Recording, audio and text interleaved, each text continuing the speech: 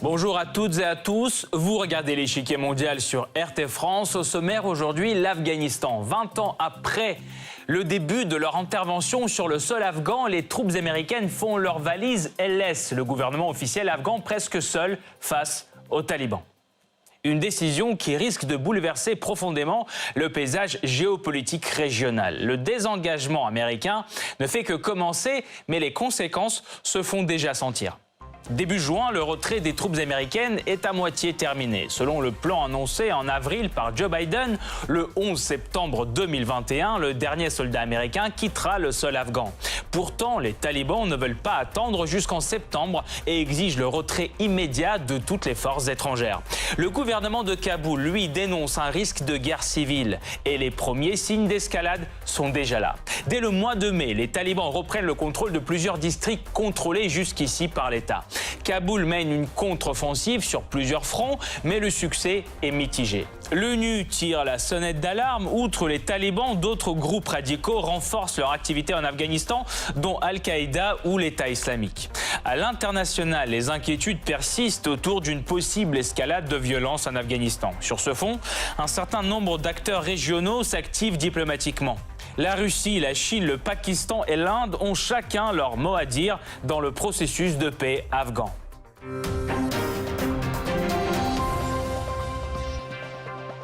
Avant de poursuivre, voici ce qu'il faut savoir sur le rapport de force dans ce pays déchiré par des années de guerre. C'est le Blitz.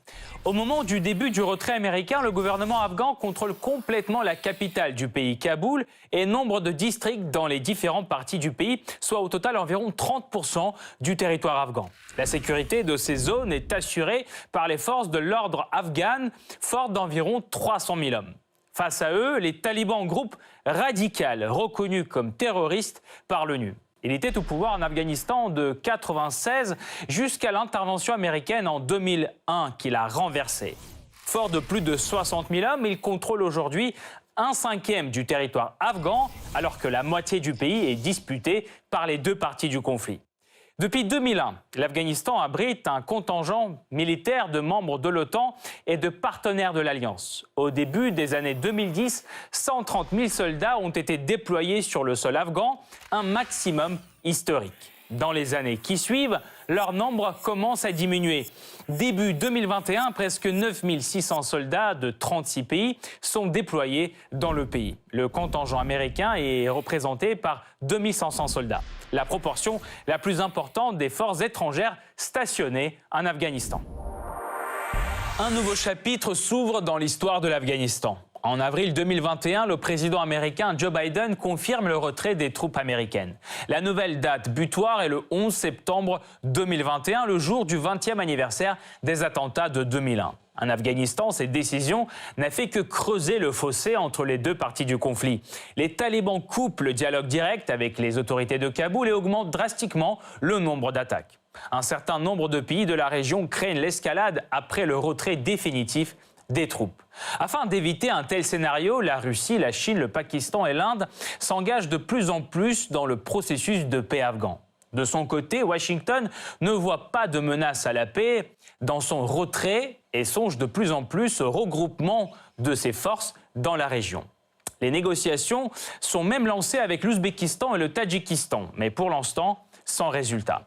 Alors comment le désengagement américain peut-il changer le paysage géopolitique régional? Quels sont les risques qui se dessinent devant le gouvernement de Kaboul avec le désengagement américain? Comment la nouvelle administration américaine explique-t-elle sa décision de retirer les troupes? Pour répondre à ces questions, nous rejoignons David Rigollet-Rose, chercheur à l'IFAS, chercheur associé à l'IRIS et rédacteur en chef de la revue Orient Stratégique. Monsieur Rigollet-Rose, bonjour. Bonjour. Tout d'abord, pourquoi, selon vous, les États-Unis ont-ils décidé de se retirer de l'Afghanistan maintenant? En tout cas, c'est dans le prolongement de ce qui avait été annoncé sous la précédente administration avec Donald Trump. De ce point de vue-là, il y a une certaine continuité qui peut paraître paradoxale compte tenu des différences politiques qui étaient affichées. Le nouveau président Joe Biden a annoncé le 14 avril qu'il décidait de mettre fin, qu'il était temps de finir une guerre sans fin, justement, c'est-à-dire la plus longue guerre qu'ait jamais eu à mener les États-Unis à l'extérieur. Et donc, effectivement, ça clôt un cycle d'une vingtaine d'années en arguant du fait que les objectifs avaient été remplis, que ça justifiait effectivement le retrait à l'échéance fixée au 11 septembre 2001, donc soit effectivement 20 ans après, avec une accélération des opérations de retrait, puisque aujourd'hui on estime que 50% de ces opérations ont été d'ores et déjà effectuées. Est-ce que les États-Unis ont vraiment atteint leurs objectifs en Afghanistan et ce départ signifie-t-il pour eux un succès ou plutôt un échec ? C'est toujours le problème du verre à moitié vide, à moitié plein. Évidemment, ce qui est annoncé par l'administration, c'est que les objectifs initiaux ont été remplis, à savoir qu'il s'agissait de détruire le sanctuaire d'Al-Qaïda qui avait planifié les attentats du 11 septembre et que ça a été finalement confirmé, concrétisé par l'élimination d'Oussama Ben Laden en mai 2011. Donc, il y a, de ce point de vue-là, on va dire qu'il y a un succès minimaliste. Même s'il y a un échec relatif par ailleurs, parce qu'effectivement, les ambitions plus importantes qui avaient pu être formulées dans le prolongement du renversement du régime taliban en 2001 ont été revues très très largement à la baisse. Et dans quel état les États-Unis laissent-ils l'Afghanistan aujourd'hui, très brièvement ? Il y a un bilan contrasté, parce qu'évidemment, ça renvoie à l'échec supposé de l'opération de 2001. Il y a eu des progrès qu'on ne doit pas minimiser, notamment, et c'est ce qui inquiète d'ailleurs une partie de la jeunesse afghane aujourd'hui, avec une alphabétisation notamment globale, et notamment des femmes à hauteur de 35%, ce qui n'existait pas évidemment sous les talibans, une diversification de l'accès aux médias, et donc un niveau d'éducation, notamment dans les villes, et le phénomène d'ailleurs de l'urbanisation avancée de l'Afghanistan par rapport à la période pré-2001. Donc tous ces changements sont importants, mais évidemment en creux se dessine la menace de reprise du pouvoir par les talibans et un retour en arrière. Donc un retour à l'âge de pierre, d'ailleurs évoqué le chef de l'armée américaine, Mark Milley. Nous évoquerons cette menace dans la deuxième partie de l'émission. Merci beaucoup, Monsieur Rigoleros. Nous allons poursuivre notre analyse tout de suite, mais nous vous retrouvons à la fin de cette émission pour plus de détails sur ce thème. Merci encore.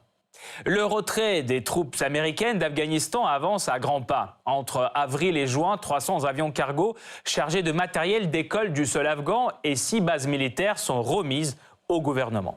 Selon l'armée américaine, la mission est accomplie à moitié. Nous sommes à mi-chemin, nous marchons à un rythme confortable pour nous, tout se passe très bien. Ce retrait devrait s'achever le 11 septembre, 20 ans après les attentats qui ont servi de prétexte à l'intervention américaine. Cette date butoir est fixée par le nouveau président américain Joe Biden. Le 13 avril, dans une allocution télévisée, il annonce sa décision et explique ses raisons principales. Pour Biden, les États-Unis ont accompli leur mission, à savoir exclure toute possibilité que ce pays soit utilisé comme terrain de préparation d'attaque contre les États-Unis. En outre, une concentration des troupes américaines en Afghanistan empêche, selon la présidence américaine, la lutte antiterroriste mondiale. Il y a enfin la question du coût. Selon les différentes estimations, Washington aurait dépensé plus de 2000 milliards de dollars depuis 2001. La décision de Biden est aussitôt soutenue par les alliés américains de l'OTAN qui ont des milliers de soldats déployés dans le pays. Les alliés ont décidé d'entamer le retrait des forces de la mission Resolute Support d'ici au 1er mai. Ce retrait se fera de manière méthodique, coordonnée et réfléchie.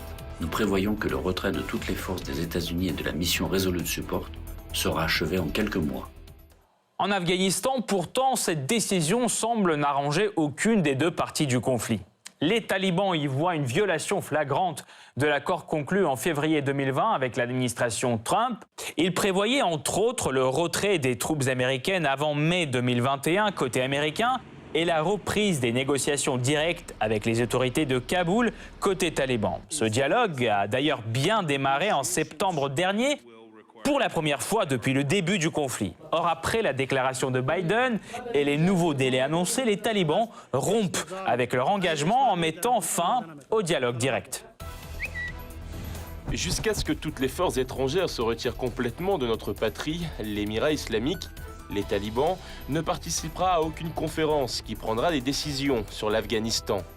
L'autre partie du conflit, le gouvernement officiel afghan, ne cache pas non plus son irritation à l'égard du retrait américain. Celui-ci pourrait avoir des conséquences désastreuses pour le pays, selon le président afghan, Ashraf Ghani. La probabilité d'une guerre civile est là.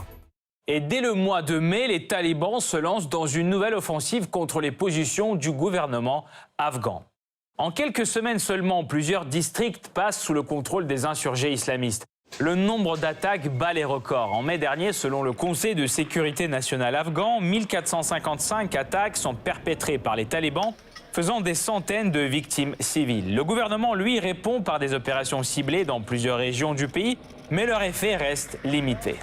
C'est l'une des plus graves crises sécuritaires qu'a connu le pays ces derniers temps et elle se complexifie davantage avec l'activité croissante des groupes terroristes. Le pays continue d'héberger bon nombre de groupes armés, dont des combattants terroristes étrangers qui seraient alliés à divers degrés aux talibans, à Al-Qaïda et à l'État islamique en Irak et au Levant. Et si le gouvernement arrivait jusqu'ici à défendre tant bien que mal ses positions à l'aide des troupes étrangères, comment va-t-il faire après leur départ ?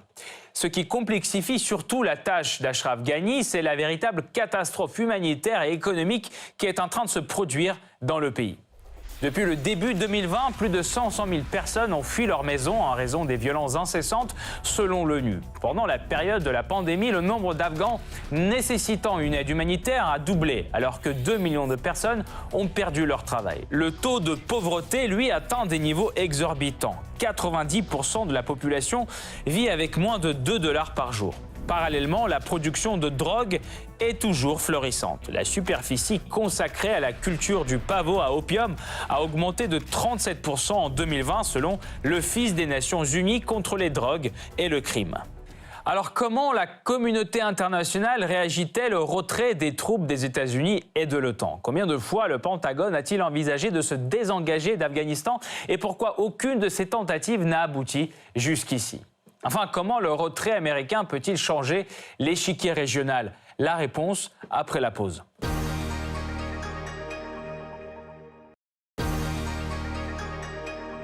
Le retrait des troupes américaines entre dans sa phase finale. Mais va-t-il aboutir cette fois ? La plus longue guerre jamais menée par les États-Unis se terminera-t-elle ?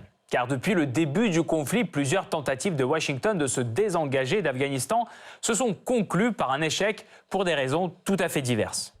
À la suite des attentats du 11 septembre 2001, les États-Unis et leurs alliés procèdent à une intervention militaire en Afghanistan sous prétexte de lutte antiterroriste. Principale force politique du pays depuis 1996, les talibans sont renversés mais continuent la lutte armée, se considérant comme le seul gouvernement légitime de l'Afghanistan. Les États-Unis, et par la suite toute la communauté internationale, reconnaissent la légitimité du gouvernement afghan par intérim, créé avec la participation de Washington. Les effectifs américains passent de quelques milliers au début de l'opération jusqu'à une trentaine de milliers en 2008. Pourtant, la situation reste fortement instable. Attentats, fusillades, des dizaines de soldats américains en sont victimes chaque année, alors que les dépenses pour l'opération se chiffrent en centaines de milliards de dollars. Dans ce contexte, Barack Obama, fraîchement élu en 2008, évoque pour la première fois le retrait des troupes américaines qui devrait, selon lui, débuter en 2011. Mais afin d'assurer que la transition complète du pouvoir puisse se dérouler en paix et en sécurité, Obama envoie des troupes supplémentaires en Afghanistan. Au début des années 2010, leur nombre va jusqu'à une centaine de milliers, un maximum absolu depuis le début de l'opération. En 2010, les projets de retrait se concrétisent. Joe Biden, alors vice-président américain, promet un retrait complet vers 2014. L'élimination en 2011 d'Oussama Ben Laden, considéré par Washington comme le principal responsable des attentats du 11 septembre 2001, donne une nouvelle impulsion aux idées de retrait des troupes. En été 2011, les premiers soldats américains sont renvoyés chez eux. Le retrait semble commencer. Le gouvernement afghan reprend le contrôle de 7 zones représentant 21% de la population afghane. Dans les années qui suivent, des dizaines de milliers de militaires américains rentrent chez eux. Pourtant, en mai 2014, Obama décide de maintenir un contingent américain jusqu'en 2016 pour des missions d'entraînement et de lutte antiterroriste. Et cela, malgré une farouche opposition du dirigeant afghan de l'époque, Hamid Karzai. Le retrait des troupes se ralentit. La présence américaine s'établit à près de 10 000 soldats. À l'approche de la nouvelle date butoir, nouveau revirement. En octobre 2015, Obama déclare que la situation en Afghanistan reste très fragile et sous ce prétexte, annonce que près de 10 000 soldats américains resteront dans le pays durant l'année 2016. Et puis le contingent sera réduit à 5 500 soldats. En juillet 2016, il se trouve que l'effectif de 5 500 soldats ne sera pas suffisant. La Maison-Blanche table désormais sur 8 400 à la fin du mandat d'Obama. Fin 2016, l'élection de Donald Trump aux États-Unis est prometteuse de changements dans la stratégie américaine en Afghanistan. Ardent partisan de la fin de la guerre dans ce pays, il défend l'idée du retrait américain depuis 2011. Pourtant, une fois installé dans le siège présidentiel, Trump ordonne l'envoi de soldats supplémentaires dans le pays sur fond de nouvelles détériorations de la situation. Et tant que l'apaisement n'est pas là, le président américain tente l'approche diplomatique. En 2018, les États-Unis entament des négociations directes avec les talibans. Washington met sur la table son retrait contre la coupure définitive par les talibans des liens avec Al-Qaïda et l'engagement des talibans d'entrer dans des négociations directes avec le gouvernement afghan. Fin février 2020, l'accord est finalement conclu entre le gouvernement américain et les talibans. En vertu du document, le dernier soldat américain doit quitter le sol afghan le 1er mai 2021, alors que les talibans, conformément à leurs engagements, entrent en contact direct avec le gouvernement officiel afghan. Les troupes américaines partent de plus en plus de l'Afghanistan. En janvier 2021, il reste 2500 soldats dans le pays. Pourtant, le retrait ultérieur est freiné par l'arrivée au pouvoir de Joe Biden, qui annonce en avril 2021 une nouvelle date butoir en violation de l'accord conclu entre l'administration Trump et les talibans. Pendant que la date du retrait complet des troupes américaines s'approche, l'instabilité en Afghanistan gagne du terrain et inquiète l'Union européenne. Le processus de paix est dans l'impasse et la violence continue. Nous voyons un nombre épouvantable de victimes civiles. Et je crains que cette violence puisse encore croître dans un avenir proche. Pour minimiser les conséquences, Bruxelles annonce déjà que l'UE continuera de soutenir le gouvernement afghan et les efforts de réconciliation. Et aussi, l'UE souhaiterait ralentir le départ américain. C'est ce que rapporte le Wall Street Journal. Selon lui, Washington voulait avancer son départ au 4 juillet, même si le délai officiel est le 11 septembre. Pourtant, les alliés européens auraient demandé de remettre la date butoir au 18 juillet au moins. Les puissances occidentales craignent aussi pour la sécurité de leurs diplomates sur le terrain une fois le départ des troupes américaines achevé et pensent à fermer leurs ambassades, rapporte le journal. Pour parer à ces inquiétudes et maintenir le contrôle sur la situation en Afghanistan, les États-Unis souhaitent maintenir une présence dans le voisinage. Toujours selon le Wall Street Journal, le Pentagone étudie la possibilité de regrouper les soldats, les drones et d'autres équipements de réponse rapide dans des pays proches de l'Afghanistan. D'après le média, les endroits idéaux seraient les voisins de l'Afghanistan, à savoir le Tadjikistan et l'Ouzbékistan. Pour rappel, l'Ouzbékistan a abrité une base américaine de 2001 à 2005, puis les relations se sont détériorées. Le Tadjikistan, lui, reçoit de l'aide militaire américaine depuis 2001. Dans le cas où ces pays d'Asie centrale ne seraient pas disponibles, Washington envisage d'utiliser comme base les pays du Moyen-Orient ou même de déployer des porte-avions dans l'océan Indien pour intervenir rapidement si besoin. En effet, ces derniers temps, les États-Unis intensifient les contacts avec l'Ouzbékistan et le Tadjikistan. Début mai, le diplomate américain Zalmay Khalilzad visite les deux pays avec un relais à Kaboul. Alors, que Douchanbe et Tachkent pensent-ils des projets américains de base sur leur territoire? L'Ouzbékistan, lui, a déjà répondu. Les documents fondamentaux concernant la défense contiennent des réponses nettes et claires à ces questions, à savoir l'impossibilité de la présence de bases et des objets militaires étrangers sur notre territoire. De fait, après le départ des troupes américaines en 2005, l'Ouzbékistan a interdit toute présence étrangère sur son sol. Quant au Tadjikistan, il n'a pas le pouvoir d'autoriser un tel déploiement tout seul. Il doit d'abord être approuvé par l'Organisation du traité de sécurité collective, organisation régionale qui comprend entre autres Moscou. D'ailleurs, la Russie est clairement opposée aux velléités américaines. Nous comprenons et possédons même des informations sur de telles tentatives qui sont entreprises et qui seront entreprises. Nous nous attendons vraiment à ce que nos partenaires et nos alliés de l'Organisation du traité de sécurité collective ne l'acceptent pas. Préoccupée par un éventuel débordement de violence en Afghanistan, la Russie s'engage elle-même auprès des pays de l'Asie centrale. Fin avril 2021, le ministre russe de la Défense, Sergueï Shoïgu, se rend en visite officielle au Tadjikistan et en Ouzbékistan. Il signe avec ce dernier un programme de coopération militaire stratégique pour 4 ans. Début juin, les forces spéciales russes et ouzbèques mènent des exercices antiterroristes conjoints dans les montagnes. Avec le Tadjikistan, les liens sont encore plus étroits. Ce pays abrite déjà une large base militaire russe et le Kremlin se dit être prêt à faire encore plus pour aider Douchanbé à protéger ses frontières. Ainsi, Moscou financera un nouveau poste frontière au sud du pays, aidera à moderniser ses armements et à lutter contre le terrorisme et le trafic de drogue. C'est ce qu'annonce le chef de la diplomatie russe, Sergueï Lavrov, en visite dans le pays fin mai. La Russie est engagée depuis longtemps dans le processus de règlement afghan. Elle a accueilli plusieurs conférences internationales sur le sujet, y compris avec les talibans et le gouvernement local en tant qu'invité. Et d'ailleurs, elle n'est pas la seule à s'activer sur ce front, surtout ces derniers mois. Pékin déploie aussi des efforts pour s'imposer auprès de Kaboul. Dans cette démarche, la Chine compte sur le soutien de son allié, le Pakistan. Les chefs de la diplomatie des 3 pays tiennent une conférence début juin. Une occasion pour Pékin et Islamabad de promettre à Kaboul leur soutien en termes de sécurité et de stabilité politique. Tout d'abord, il faut éviter un nouveau renforcement des forces terroristes qui peuvent profiter du moment opportun. La Chine continuera à jouer un rôle constructif pour le règlement pacifique en Afghanistan.